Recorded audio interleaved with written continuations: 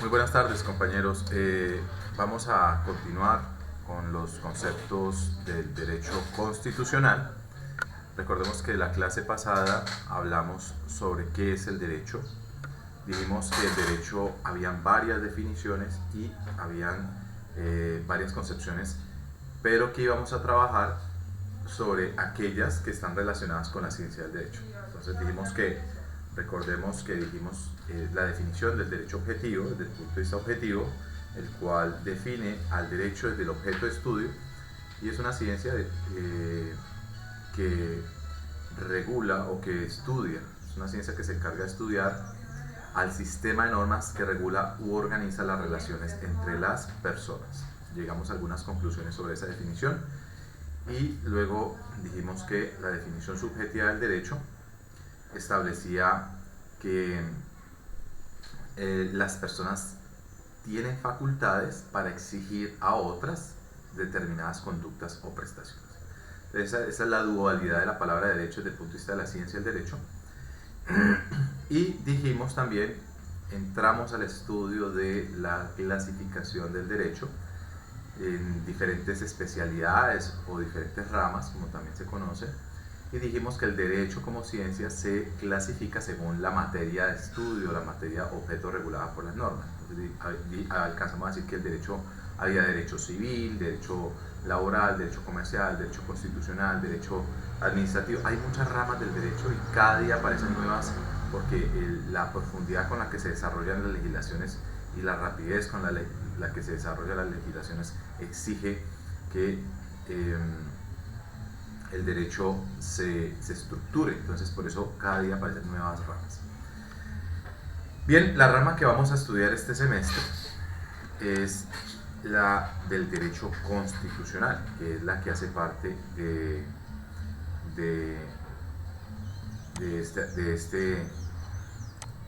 esta ciencia de estudio, de esta materia. Entonces vemos acá derecho constitucional, podemos ver la presentación. Derecho constitucional es una rama del derecho público que tiene por objeto el estudio de las leyes fundamentales que definen a un Estado. Entonces, ¿qué es lo más importante del derecho constitucional? El derecho constitucional es el alma jurídica, es el alma del desarrollo de un Estado, de la vida de un país, de una nación, ¿sí? Entonces, todas las reglamentaciones que organizan a una sociedad organizada en un Estado, pues son reguladas por normas de carácter constitucional, y por lo tanto esta ciencia es la que nos compete estudiar este semestre, porque la norma de estudio se llama constitución política, que ya la vamos a ver. El derecho constitucional casi que entonces va a desglosar 4 grandes enfoques. El primero sería las formas de Estado. En el derecho constitucional también se estudian las formas de Estado. ¿Qué significa estudiar las formas de Estado? Hay que entender qué tipo de organización estatal o qué tipo de estructura estatal se escogen y cuáles son esas orientaciones políticas que el Estado adopta. Por ejemplo, ¿cuál sería la diferencia entre países federalistas y países unitarios? Bueno, esas son formas de Estado. Entonces vemos, por ejemplo, Estados Unidos tiene unos estados, su descentralización territorial o división territorial se organiza en forma de estados, dándole independencia a cada estado como si fuese un país autónomo. En cambio, los estados unitarios son diferentes porque la división territorial se hace por departamentos, como en Colombia, por ejemplo, y los departamentos no son estados independientes, ellos están íntimamente ligados en su legislación, en su justicia, en todos sus aspectos, están íntimamente ligados a una nación central, a un estado central. Entonces, vamos a ver que el estudio de las formas de Estado es uno de los enfoques más importantes del derecho constitucional. También tenemos las formas de gobierno, No es lo mismo hablar de Estado a hablar de gobierno. El gobierno hace parte del Estado, pero los diferentes países tienen diferentes estructuras de gobierno. Por poner un ejemplo, pero esto va más profundo, ¿no? Por poner un ejemplo, Inglaterra tiene una reina que representa, que es la jefe de Estado, simboliza la unidad nacional, mientras que el primer ministro es el jefe de gobierno y se encarga de la administración pública. Aquí no. Por ejemplo, escogimos que el jefe de Estado y el jefe de gobierno fueran una sola persona representando a la nación, que sería el presidente de la República. Entonces las formas de gobierno cambian y eso también es otro aspecto que vamos a estudiar, que son gobiernos, que son estados parlamentarios, que son estados de presidencialistas, que son cuasi presidencialistas, y son aspectos que también hay que entender para poder saber en qué país vivimos. Otro enfoque muy importante, digamos que es de los más importantes del derecho constitucional, es el conjunto de garantías, derechos y garantías que se desarrollan en el derecho constitucional. Recordemos que lo más importante aquí no solamente es regular la vida del Estado, sino la vida de la nación, del pueblo. ¿Y qué papel juega el pueblo frente al Estado? Entonces, el derecho constitucional también entra a estudiar esa parte y a establecer unos principios, unas normas, a darle un lugar al ciudadano, qué lugar va a tener ese ciudadano frente a la sociedad, qué lugar va a tener el ciudadano frente al Estado. Van a haber diferencias de género, qué lugar va a tener la mujer, el hombre, el niño, el anciano frente a la sociedad, qué garantías va a tener, qué derechos va a tener. Y esto es importante porque, pues, digamos que culturalmente cada país traduce en sus sistemas legislativos, traduce su sistema cultural, su carga de creencias, sus costumbres, sus principios, todo eso lo traducen en normas. Entonces vamos a ver, por ejemplo, otros países donde las mujeres, por ejemplo, no pueden participar en los gobiernos, no pueden participar en cargos públicos, las mujeres. Entonces estamos hablando, por ejemplo, el tema de Afganistán, del Estado Islámico, pero no el Estado Islámico terrorista, sino los estados de corte islámica. Generalmente esos estados son paternalistas, son patriarcales, son machistas, y entonces según su religión, sus costumbres, su cultura, las mujeres juegan un papel diferente en la sociedad. Vemos en las culturas occidentales, europea, americana, latinoamericana, que la mujer ha ido ganando terreno en el mundo político, en el mundo social, y se ha ido apropiando, empoderando de unos derechos y unas prerrogativas frente a la sociedad, y entonces la mujer alcanza la igualdad frente al hombre y en algunos estados hasta la puede superar. Todo eso es objeto de estudio de los derechos y las garantías. Y vamos a ver que cada país va transformándose en el tiempo, y cada país va plasmando en sus legislaciones todos esos pensamientos culturales, todas esas creencias sociales, las va plasmando ahí. Lo que en otro tiempo podría ser considerado reprochable va cambiando porque las sociedades se transforman. Es el caso, por ejemplo, el tema de las parejas del mismo sexo, cuando en otra hora se consideraba un acto totalmente reprochable y asqueroso, en la actualidad es un acto totalmente respetable y elogiable. El hecho de tener una identidad, de desarrollar libremente su personalidad, y hoy en día el Estado garantiza y protege la individualidad de las personas. Entonces, las culturas van cambiando, los fenómenos van cambiando, las creencias van cambiando, y eso nos obliga a que el derecho vaya cambiando y se ajuste a esas nuevas creencias. Entonces el derecho se tiene que ir adaptando, y lo importante es conocer esos principios sociales, saber con qué principios podemos contar, cuáles son esas escalas de creencias que ya podemos ir desechando, toda esa parte dogmática, toda esa parte moralista, y vamos a empezar a adoptar principios funcionales pragmáticos que realmente sirven a la sociedad y que realmente van a ayudarle a la sociedad a alcanzar la paz, el bienestar, la evolución, la civilización y alcanzar pues lo mejor de la sociedad. Nos falta un poco, nos falta mucho para poder avanzar como sociedad, pero digamos que vamos en buen camino. Si podemos ver todo lo que hemos logrado en materia constitucional, vamos por buen camino. Somos uno de los países que ha alcanzado instituciones que ningún otro país tiene siquiera, ni siquiera países desarrollados en materia constitucional. Nosotros, por ejemplo, amparamos las familias poliamorosas, amparamos la protección de los animales, a pesar de que yo sigo insistiendo que los animales no son sujetos de derecho, más bien son objetos de protección del derecho, pero no son sujetos de derecho porque implicaría la extensión del concepto de personalidad a ellos y eso no representaría dificultades para el ejercicio, el desarrollo de la legislación. Tocaría empezar a crear grandes extensiones de legislación solamente para hablar de los animales. Y además los animales siguen siendo objeto de consumo, entonces esto todavía no es un campo bastante explorado y hasta la fecha creo que lo correcto es mantener a los animales como objetos del derecho y no como sujetos del derecho.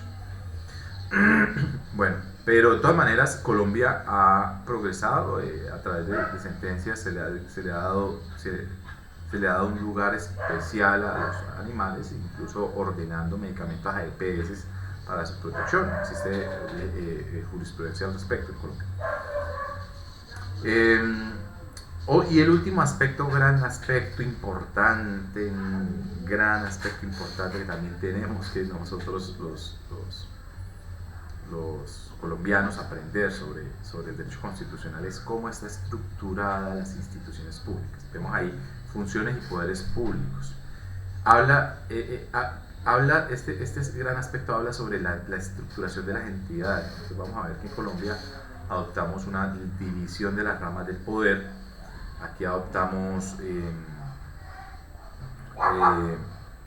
la separación del poder público, la colaboración armónica entre las ramas, la independencia de las autoridades en el momento de obrar, y vemos que aquí existen varias ramas y órganos independientes autónomos, como por la legislativa, ejecutiva, judicial. También tenemos otros órganos independientes autónomos que son ramas independientes, como los órganos de control, los órganos electorales y el Banco de la República, la Comisión Nacional de Televisión, etcétera. Tenemos muchas entidades. Entonces ¿qué es lo importante de este enfoque, de este último enfoque, que es el entendimiento de la estructura del Estado? Pues que nos va a poder permitir entender cuáles son esas entidades que repercuten en la vida del ciudadano, que repercuten en la vida de las personas. ¿Por qué? Porque nosotros en cada aspecto de nuestra vida vamos a necesitar a una autoridad que haga valer esas legislaciones, y que no solo haga valer, autoridades que cumplan funciones a favor de nuestra comunidad. Entonces muchas veces vamos a ver qué pasa, por qué está pasando esto, y dónde está la autoridad que organice esto, que busque mejorar esto. Entonces nosotros tenemos que identificar en cabeza de quiénes están esas responsabilidades, esas funciones, para poder ejercer nuestros derechos. Bueno, hay un quinto enfoque que sí deberíamos considerarlo acá, lo voy a meter acá. Y antes de la estructura del Estado, no importa la organización, pero sí vamos a meter un quinto enfoque. Ese quinto enfoque se va a llamar los mecanismos de participación y... Bueno, dejémoslo en mecanismos de participación, que es otro enfoque importante que hace parte del derecho. Entonces le vamos a poner aquí el color y vamos a ponerle aquí el contorno. Ok, entonces, y falta aclarar también que cuando se hablan de los derechos Y las garantías, pues cuando se hablan de garantías, se está hablando de mecanismos de protección de esos derechos, que eso es otro tema importante. En materia de derechos y garantías, pues los derechos no están ahí solitos, ¿no? Los derechos están presentes al lado de unas herramientas que permiten hacer que ellos sean efectivos, que se hagan cumplir. Entonces tenemos la posibilidad de hacer demandas, pues, tenemos la posibilidad de acudir a la jurisdicción ordinaria ante los jueces de la República para que hagan valer mis derechos. Pero hay casos donde los derechos son tan importantes, tan fundamentales, tan delicados, que las acciones ordinarias ante los juzgados no son suficientes. Entonces también la ley nos da otros mecanismos de protección.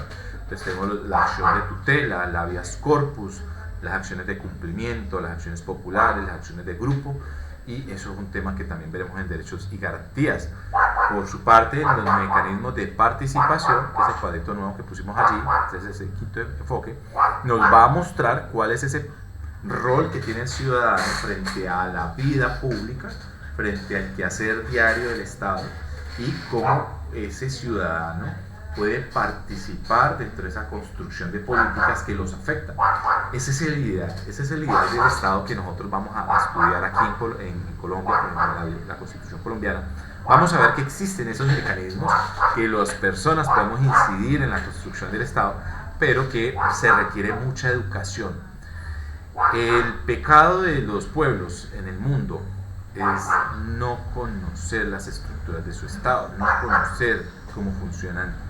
Mejor dicho, la ignorancia es lo que lleva al desconocimiento, digamos así. El desconocimiento es lo que lleva a la perdición de la sociedad. De tal manera que si las personas tuvieran claridad de cuáles son sus derechos, de qué entidades públicas intervienen, cómo funciona su Estado, cuál es el alcance de ese Estado y cuáles son los mecanismos que le permiten incidir en los cambios cuando no está de acuerdo con las políticas de quienes administran el Estado temporalmente, porque recordemos que estos señores que están ahí montados, ¿sí? Y estos gobiernos, pues, ¿qué podemos decir de ellos? Nada bueno.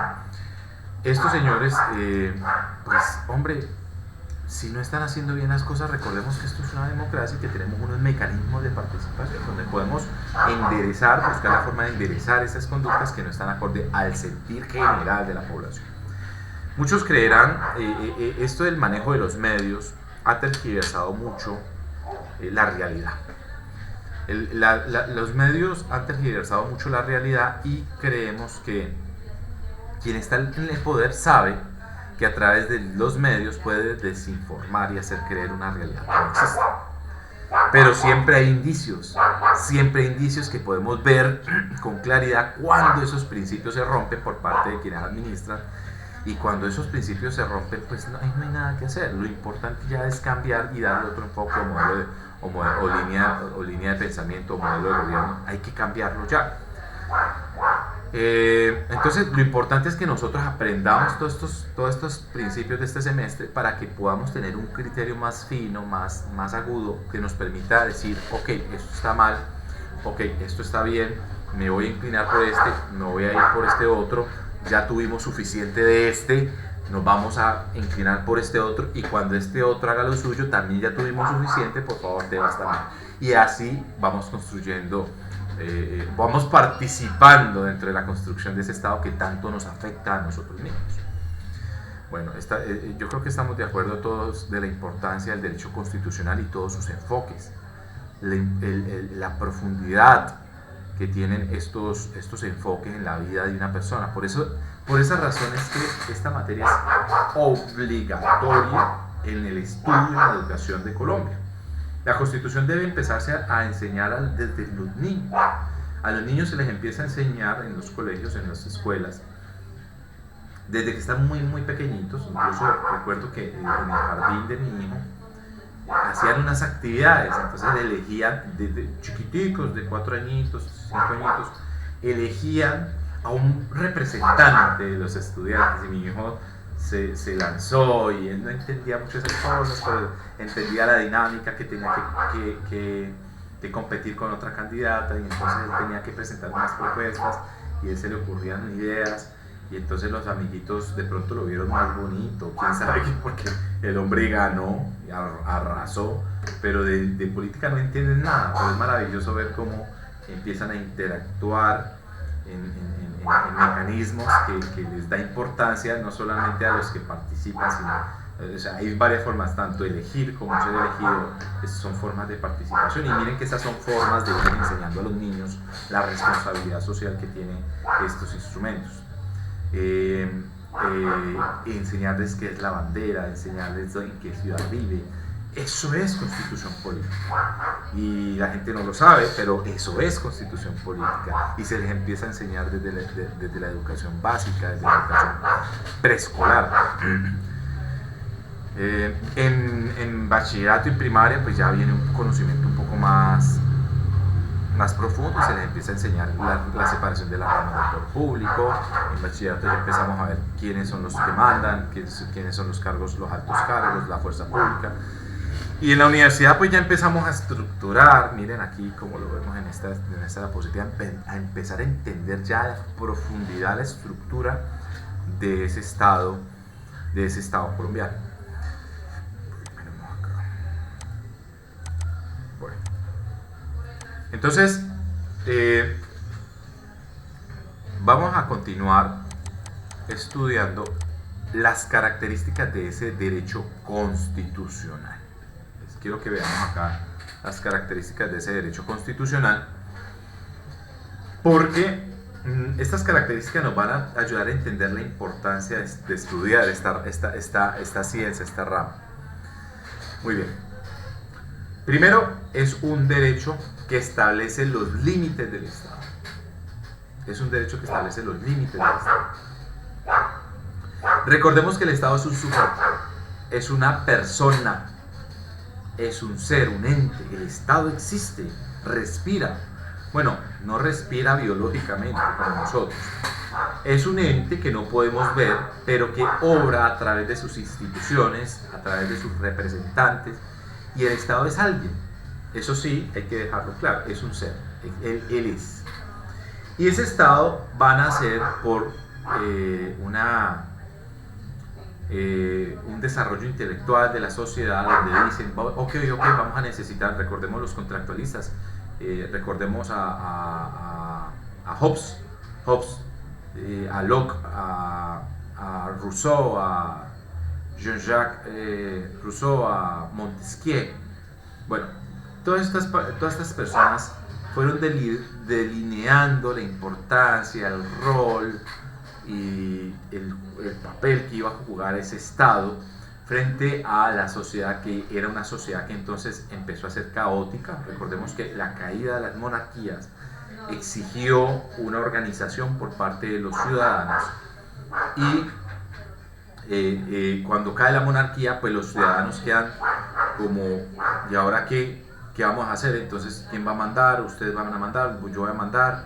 ¿O quiénes son idóneos para mandar? Entonces, todos estos escritores, todos estos doctrinantes empezaron a describir cómo sería la vida de un Estado, cuál va a ser el rol de ese Estado, y empezaron a delinear esos límites del Estado, porque el Estado ya había estado en manos de los monarcas, y los monarcas habían tenido poder, y los monarcas se habían convertido en gobernantes déspotas, tiranías.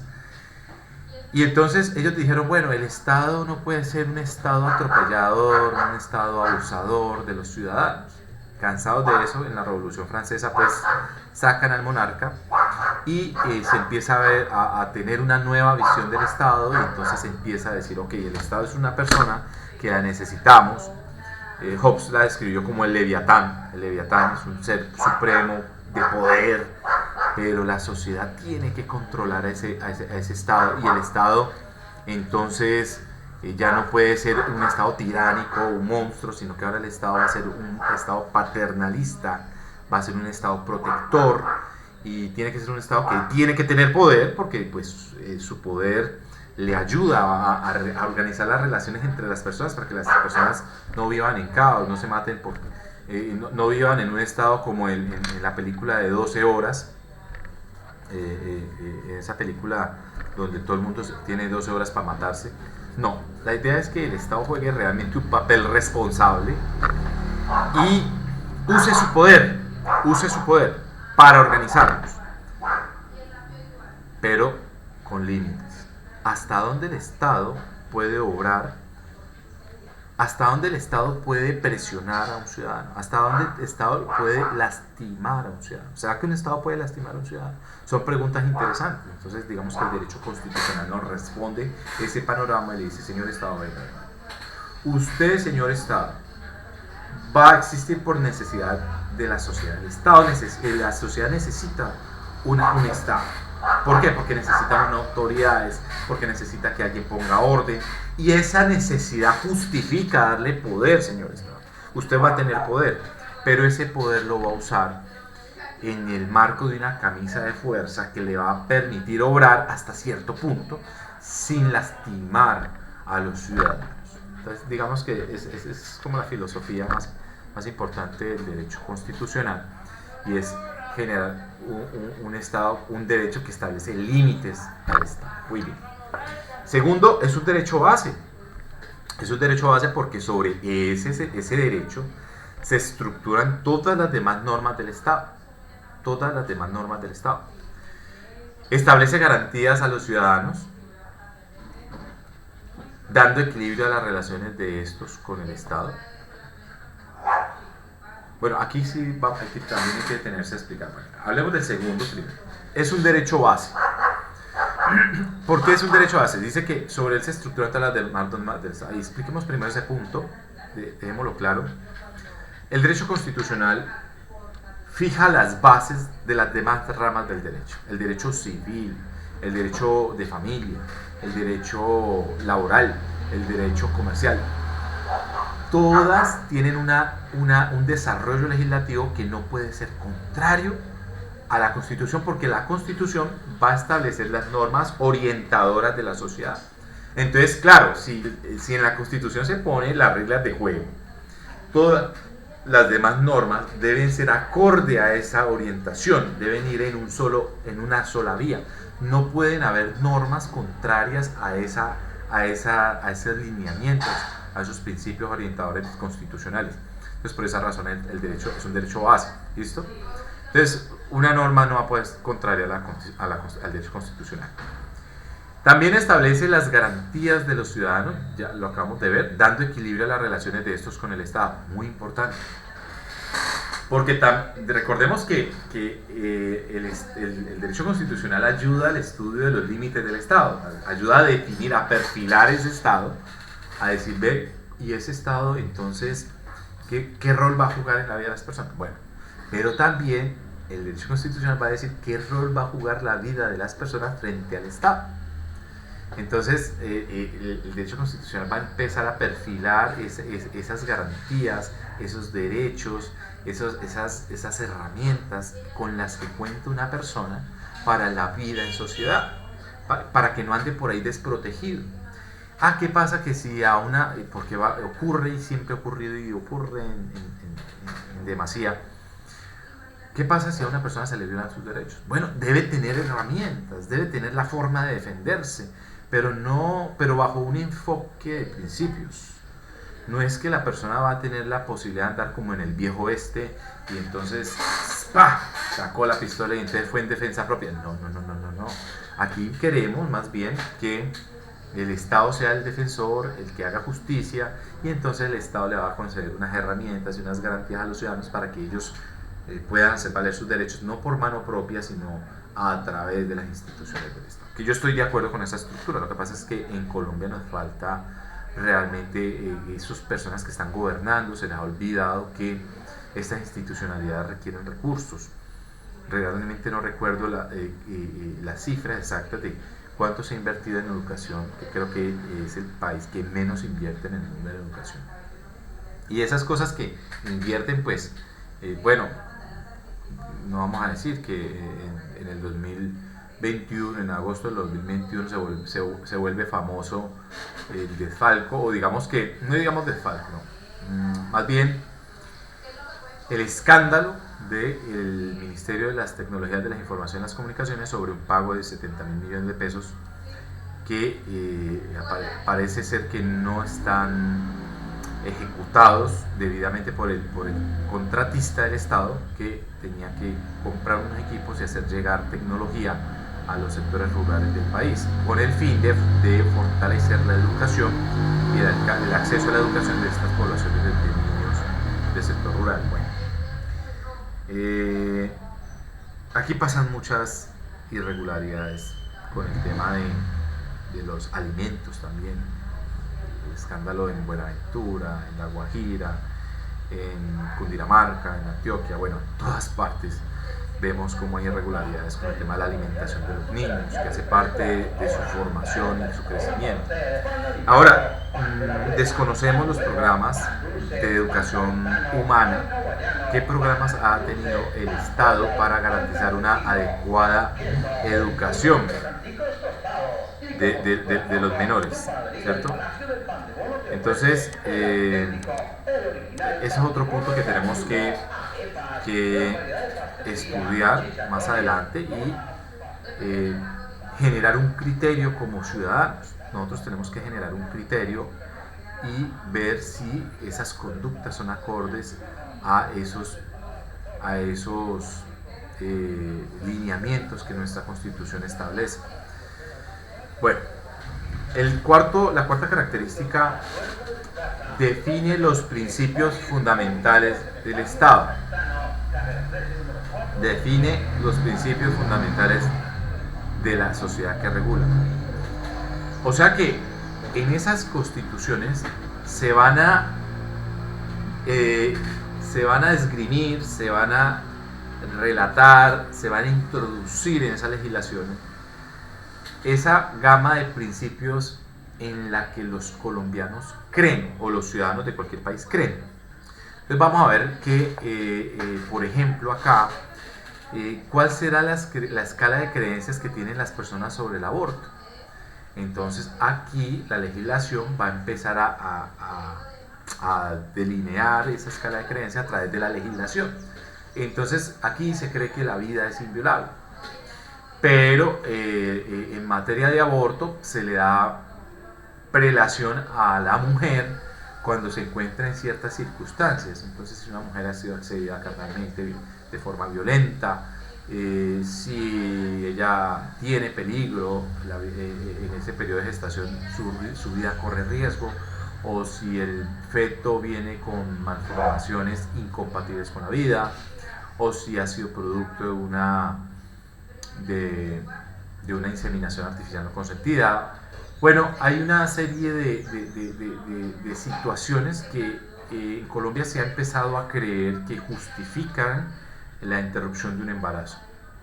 Pero eso no es así nomás, eso ha tenido que pasar por todo un proceso de cambio mental, cambio psicológico, de cambio de paradigmas en la sociedad, que permite avanzar y entender que hay situaciones de necesidad en las que se tienen que recurrir a ciertas prácticas, como en el caso del aborto. Y eso va a cambiar. Yo anticipo, augurio que eso va a cambiar, porque, por ejemplo, la visión de la feminidad se va a anteponer frente a las circunstancias específicas que acabamos de mencionar. Por ejemplo, vamos a empezar a creer que el cuerpo humano es sagrado y que la individualidad es sagrada, y que el cuerpo humano, nadie puede decidir sobre el cuerpo de nadie, y que las mujeres son dueñas de sus cuerpos, y que las mujeres merecen ser dueñas de su cuerpo, y que nadie puede decirles qué hacer con su cuerpo, que es lo ideal. Es decir, ni siquiera el Estado debería meterse en asuntos que son íntimos de la vida del hombre. Es decir, son íntimos, es mi individualidad, es mi ser, es mi cuerpo. Yo quiero cuidar mi cuerpo, yo quiero hacer con mi cuerpo lo que yo crea que es necesario para mi cuerpo. A mí nadie tiene por qué decirme qué hacer con mi cuerpo, nadie. Y eso es bellísimo, esa postura para mí lo es. Para mí, esa individualidad, ese libre desarrollo de su personalidad, que no atente contra la sociedad. Es decir, lo que yo haga con mi cuerpo no puede atentar contra la sociedad, lógicamente, pero Preguntémonos, si una mujer aborta, atenta contra la sociedad. No, no lo hace. ¿Por qué? Porque primero es su cuerpo, ¿sí? Es su cuerpo. Y segundo, pues, hombre, no estamos al borde del apocalipsis, donde estamos al borde de la extinción de la especie, tampoco. Entonces, digamos que en este momento va a empezar a primar, como en algunos países lo ha hecho Argentina, Europa, bueno, en algunos estados y en algunos países, ya ha empezado a primar esa visión de la individualidad. Y es muy hermoso, porque entender que yo soy dueño de algo, por lo menos no soy dueño de nada externo, pero por lo menos ser dueño de mí es algo que puede ser gratificante en el crecimiento humano. Y eso va a permitir entender que al ser yo dueño de mí, yo podré tomar decisiones sobre mí y el Estado va a tener que respetar eso. Eso da equilibrio a las relaciones personas-Estado y además dignifica a la persona. En ese sentido, pues van a haber discusiones muy acaloradas, van a haber, pero cuando como decía el profesor Antanas Mockus, cuando le preguntaron en su candidatura presidencial si estaba de acuerdo con el matrimonio entre personas del mismo sexo, en ese entonces todavía no estaba aprobado, no había sido estudiado por la Corte Constitucional, el maestro, el profesor y gran pensador colombiano Antanas Mockus, político, dijo: cuando la sociedad colombiana esté lista, así será. Palabras profundas. No atacó a la homosexualidad porque él entiende que la homosexualidad es una condición humana, no una enfermedad. No atacó a la sociedad colombiana porque él entiende que nos falta crecer y entender el respeto a la dignidad humana de las personas y la diferencia y la individualidad y la diversidad. El tipo fue profundo y dijo: cuando el Estado colombiano, cuando la sociedad colombiana esté lista, así será. ¿Qué quiso decir? Pues que cuando cambiemos este chip y avancemos y aprendamos a respetar a las personas, va a haber matrimonio igualitario, así como va a haber adopción de parejas del mismo sexo, que también ya eso está totalmente estudiado, eso ya hay grandes y profundos estudios universitarios de grandes universidades del mundo entero que determinan que esto no genera ningún problema en el crecimiento de los menores, que las perversiones solo provienen de personas que tienen problemas psicológicos, pero que los homosexuales no hacen parte de ese grupo. Y también tendremos discusiones acaloradas, como por ejemplo el tema del aborto libre, que es un tema que se acaba de superar en Argentina. El Estado argentino determinó que las mujeres son dueñas de su cuerpo y que son ellas las únicas que pueden decidir qué hacer con él. Y lo hicieron, claro está, en su momento habrá esa discusión, sobre todo preocupados en el índice de mujeres que por la ilegalidad le tocaba recurrir a carnicerías que terminaban dañándole sus vidas, no solamente sacando el nasciturio, sino que también además terminaban dañándole sus órganos e incluso perdiendo sus vidas. Y que esas cifras eran alarmantes porque eran cifras de las que nadie hablaba, pero que eran en demasía, eran demasiadas mujeres que por no poder decidir sobre un proyecto de vida lógico, y hay que aclarar, por favor tomen nota de esto, cuando un Estado legaliza un aborto en forma libre, digamos que deja en criterio de la mujer cuándo hacer el procedimiento y no lo limita a circunstancias específicas, es porque es un Estado que ha invertido grandes esfuerzos, ha hecho grandes esfuerzos en educar a su población. ¿Por qué? Es que el problema no es el aborto, déjenme decirles. El aborto se vuelve una herramienta necesaria para ayudarle a las personas a planificar mejor su vida, a tomar mejores decisiones, pero el aborto no es un juego. El aborto no es un juego y no puede ser tomado arbitraria e irresponsablemente como una salida. No. El aborto es un proceso de última instancia Quiere decir que cuando se aprueba el aborto en una sociedad, la mujer va a tener primero apoyo del Estado. Y ese apoyo debe consistir en todo un proceso pedagógico que le enseña a la mujer en cualquier país qué lugar tiene su cuerpo frente a la sociedad, que la eduque, que le enseña a tener amor propio, un Estado que le dedique horas, no estamos hablando de colegios con matrículas gratuitas, no, estamos hablando de programas de educación profundas que exijan que las mujeres pasen por horas y horas de capacitación. Primero, para que aprendan a planificar. Primera línea de defensa de la vida. Aprendan a planificar, que no queden embarazadas irresponsablemente. Eso reduce considerablemente el número de abortos. Segundo, el Estado debe crear programas de apoyo a la mujer, que inviertan recursos, que le permita a la mujer contar con medios. Diga, bueno, el Estado me va a ayudar mis primeros 6 meses, el Estado me va a ayudar con los pañales del niño, me va a ayudar con la leche, me va a ayudar con alguien que me va a capacitar cómo cuido a mi bebé. Tercero, el Estado debe brindar una red de apoyo al ciudadano, abrir canales de escucha, líneas de atención psicológica, y que le permitan a esa mujer expresar sus miedos, y que alguien la escuche y que desde el punto de vista profesional la apoye y le diga, hombre, que cuando ya la mujer llega al aborto es porque definitivamente era.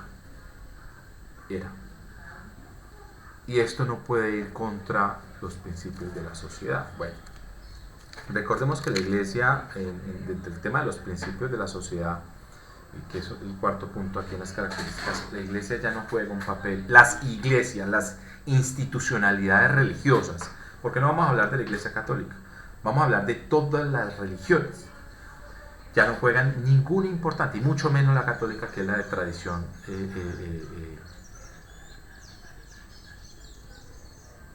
tradición confesional, ¿sí? Es decir, la que intervenía en las instituciones legislativas en Colombia.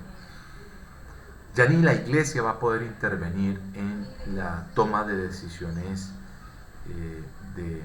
del Estado, porque ya nos dimos cuenta que el dogmatismo no es suficiente para poder combatir los problemas de una sociedad. El dogmatismo es insuficiente totalmente, empezando porque la Iglesia, el Estado no puede legislar, no puede favorecer algunas doctrinas religiosas y otras no, porque aquí prima un principio que es sobre que construimos el Estado, es la igualdad.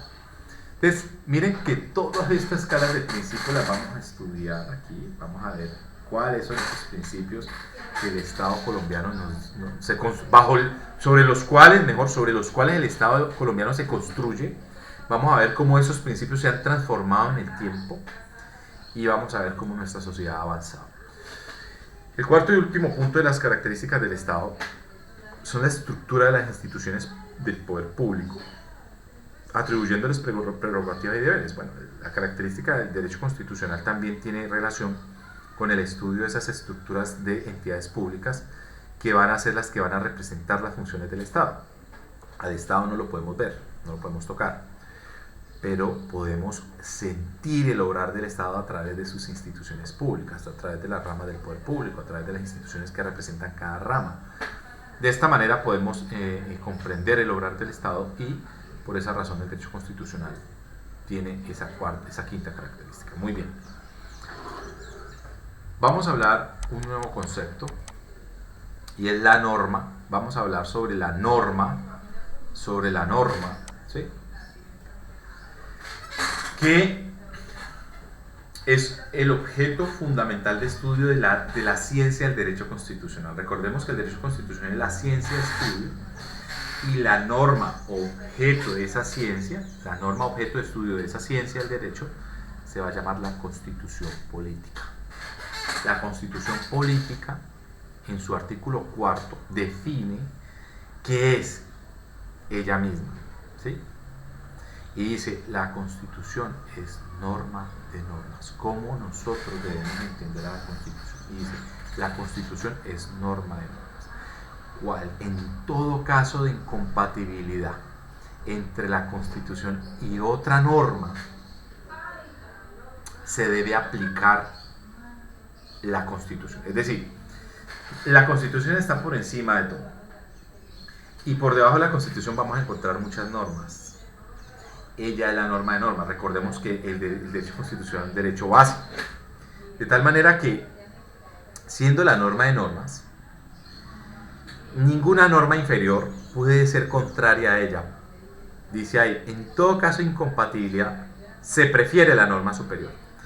De tal manera que las normas inferiores contrarias a la Constitución van a quedar inaplicables.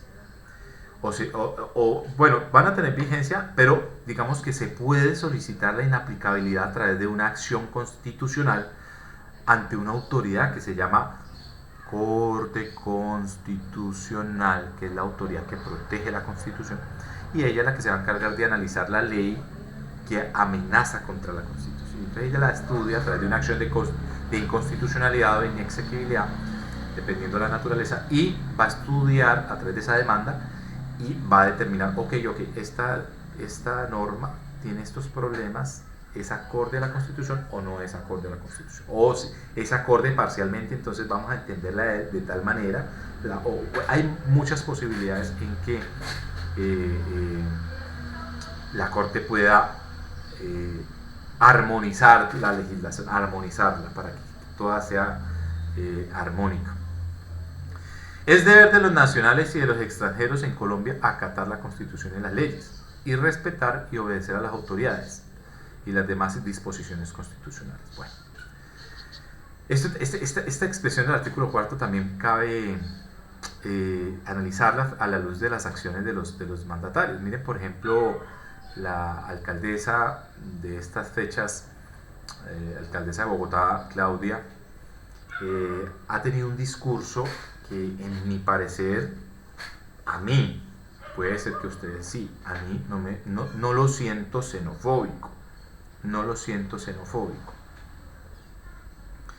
pero hay personas que la sienten xenofóbica. Es decir, el discurso de la alcaldesa es que en Bogotá se ha desatado una serie de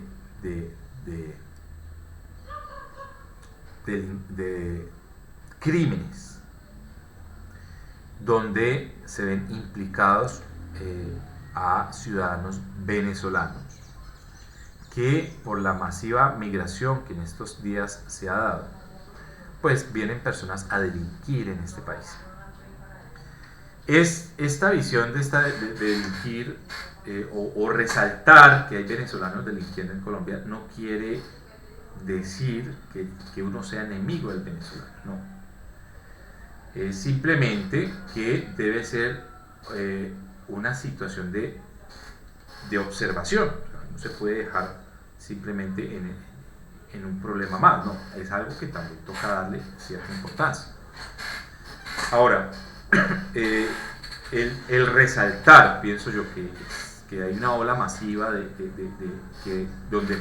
donde se, no estoy diciendo que se predominen los crímenes por parte de venezolanos, yo creo que no, los crímenes de los venezolanos, y no sé las estadísticas, la verdad, no pueden superar los crímenes que aquí a diario se cometen por todas las personas, pero que sí se están generando unas dificultades a la hora, y eso hay que resaltarlo. ¿Por qué es la queja del alcalde? ¿Por qué es la queja? Porque existe unas dificultades a la hora del proceso de judicialización.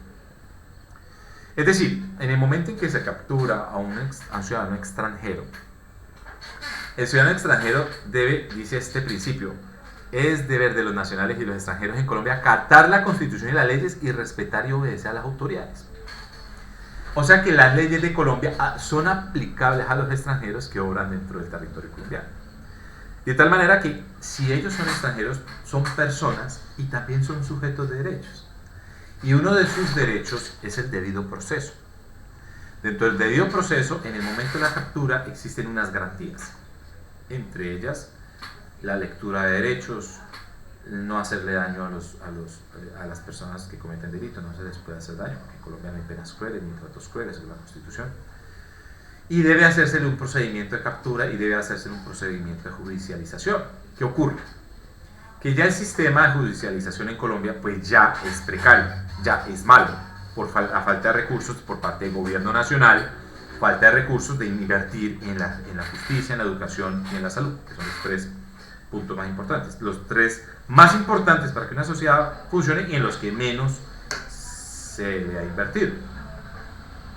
Bueno, en la justicia hay que invertir para que haya más funcionarios, para que los procesos no se estanquen, para que fluya la justicia, para que haya justicia y no que los procesos se archiven o pase el tiempo y precluyan o queden en el olvido. ¿Qué pasa? Que dentro de ese debido proceso hay una audiencia en donde toca individualizar al sujeto, imputarle cargos, fijar medidas de aseguramiento. Bueno, esa primera audiencia está presentándose un problema porque el fiscal, para poder individualizar al sujeto, necesita identificarlo.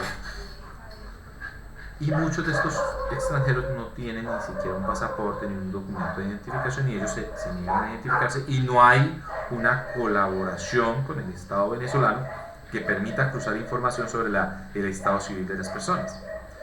De tal manera que se ha vuelto una situación muy complicada poder garantizar los derechos, porque es que ellos tienen esos derechos. Así como todos los tenemos, ellos no pueden dejar de tenerlos.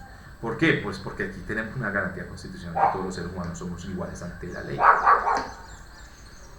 Entonces, esto ha sido un tema de discusión en la radio, en los medios de comunicación, porque en ese proceso de individualización se pierde tiempo valioso para la imputación de la captura.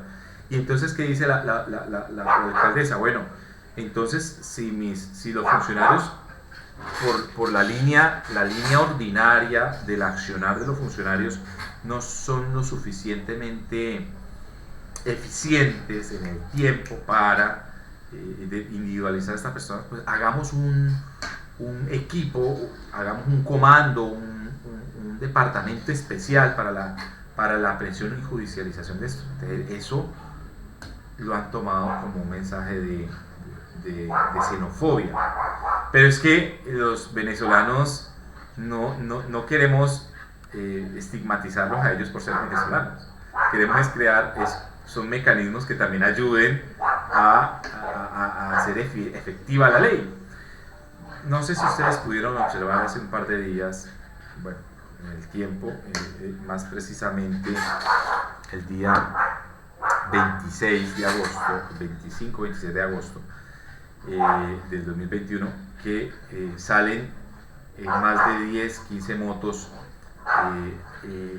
por la carrera primera frente al cementerio central, bloquean las vías como haciendo una pesca con red a ver qué se podían robar, y bloquean la vía completa de la primera y caen unos motociclistas, caen unas personas en carros siendo víctimas de estas personas que estaban robando masivamente, es decir, más de 20 personas, más de 25 personas montadas en más de 10 motos. Entonces estamos cayendo en una situación de hecho, en una situación de caos. Al parecer se hacen unas capturas, dicen algunos medios, que yo no he podido hacerle seguimiento, dicen algunos medios que los capturados eran venezolanos. Entonces, es posible. Ellos el que unos venezolanos vengan a delinquir a este país no significa, y eso es lo primero que tenemos que meternos a la cabeza, porque yo soy de los que, de acuerdo a mi formación primero y de acuerdo a ciertos estudios que hemos podido analizar, soy de los convencidos que la migración a un país como este tipo de migraciones, más que traer problemas, trae más beneficios. Esa es mi creencia, ese es lo que yo imparto. Yo creo que los venezolanos en Colombia hacen más bien que mal. Y yo creo que algunos venezolanos vienen a hacer mal.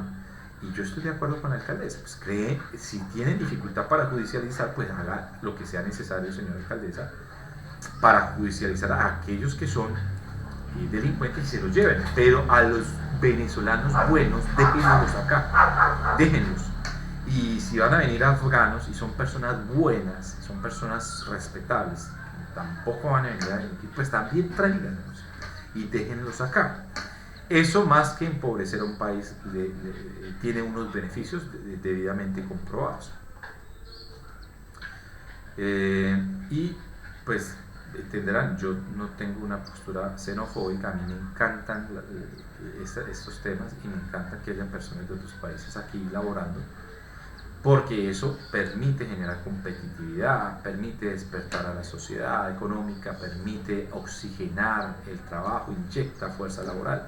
En muchos sentidos tiene muy buenos resultados, pero no por ello hay que desconocer que existen unos pocos venezolanos que son gente hermosa, pero que hay unos pocos venezolanos que vienen a delinquir y que si hay problemas de judicialización, pues hay que poner cuidado a eso, porque si entonces las garantías los dejan libres, siguen delinquiendo. Entonces hay que tomar medidas, pero dentro del marco legal, dentro del Estado de Derecho, no medidas a como nos dé la gana, ¿listo?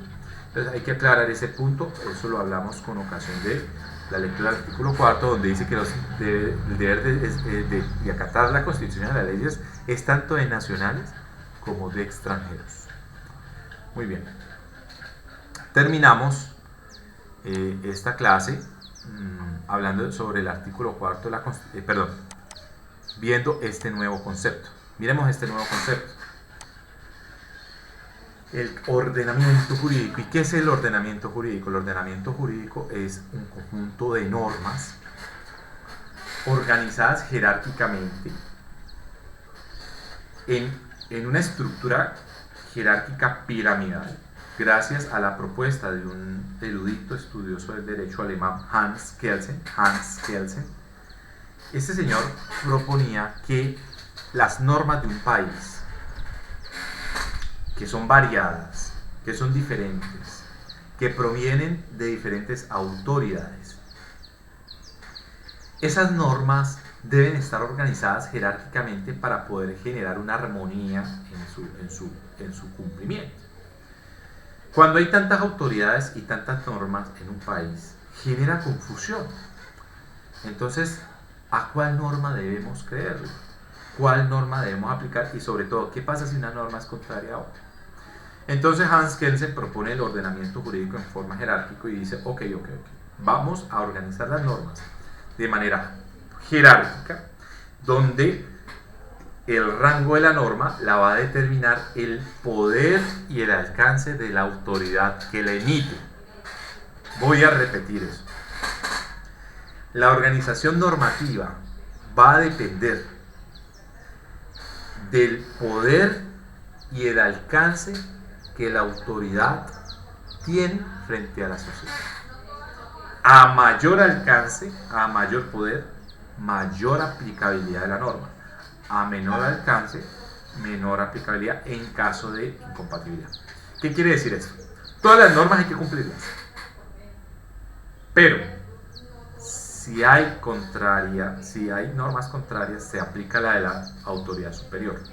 Entonces vamos a ver esta pirámide que vemos una serie de normas. Vemos aquí constitución política, leyes, decretos de carácter legislativo con fuerza de ley del presidente, decretos ordinarios del presidente, actos, resoluciones de otras autoridades nacionales diferentes al presidente, como ministros, departamentos administrativos, unidades administrativas especiales, bueno, cualquier entidad, ordenanzas departamentales, ya bajamos al departamento, ya no estamos en la nación, acuerdos del consejo, actos ordinarios de los gobernadores alcaldes. Los alcaldes y los gobernadores hacen decretos locales, como por ejemplo los toques de queda, los pico y placa, la ley zanahoria, bueno, todas esas medidas que buscan organizar las ciudades, actos de las demás autoridades departamentales y distritos, actos de los consejos municipales, acuerdos municipales, alcaldías, actos ordinarios de los alcaldes, actos de las demás autoridades municipales según una jerarquía. Entonces vemos aquí que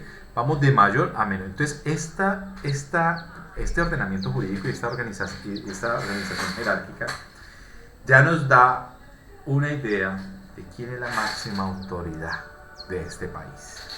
La máxima autoridad de este país es quien hizo la Constitución, porque si la Constitución es la norma de normas, la autoridad de mayor alcance, de mayor fuerza, la que manda en este país, es la que hizo esa norma, ¿sí o no? Entonces vamos a revisar un poquito. Vemos que esa Constitución, por favor, veamos acá, que vamos a estudiar, tiene una estructura. Esa estructura constitucional pues empieza con un texto introductorio que se llama preámbulo, un preámbulo, y está compuesta por 13 títulos, 51 capítulos, 380 artículos y 61 artículos transitorios. Ese es el libro constitucional, así está organizado. Analicemos un poquito ese preámbulo. Entonces vamos a ver aquí, el preámbulo dice: el pueblo de Colombia, en ejercicio de su poder soberano, representado por sus delegatarios a la Asamblea Nacional Constituyente, invocando la protección de Dios. ¿Cuál Dios? Su Dios. ¿Listo? Aquí no se está invocando a ninguna religión. Es interesante ver cómo todavía tenemos esa figura, pero no significa que exista un Dios. Es decir, cada uno va a elegir dentro de su ser, en este estado democrático y en este estado secular, porque es laico, cada uno va a entender a su modo que Dios lo va a proteger, porque aquí todos cabemos. Aquí no existe un Dios católico, un Dios religioso, aquí no existe eso. ¿Sí? Para el Estado, todos somos iguales, todos debemos ser protegidos por la misma ley. Entonces, eso de Dios ya se acabó. Esto de invocar la protección de Dios queda al criterio de cada uno. Y con el fin de fortalecer la unidad de la nación y asegurar a sus integrantes la vida, la convivencia, el trabajo, la justicia, la igualdad, el conocimiento, la libertad y la paz, dentro de un marco jurídico, democrático y participativo que garantice el orden político, económico, social justo, comprometido a impulsar la integración de la comunidad latinoamericana, decreta, sanciona y promulga la siguiente Constitución. O sea, el preámbulo nos va a responder 3 preguntas. ¿Quién hizo la Constitución? ¿Cómo la hizo? ¿Cómo se hizo la Constitución? ¿Y para qué se hizo la Constitución? Este preámbulo es parte esencial del texto constitucional porque nos va a delimitar los derroteros de este libro.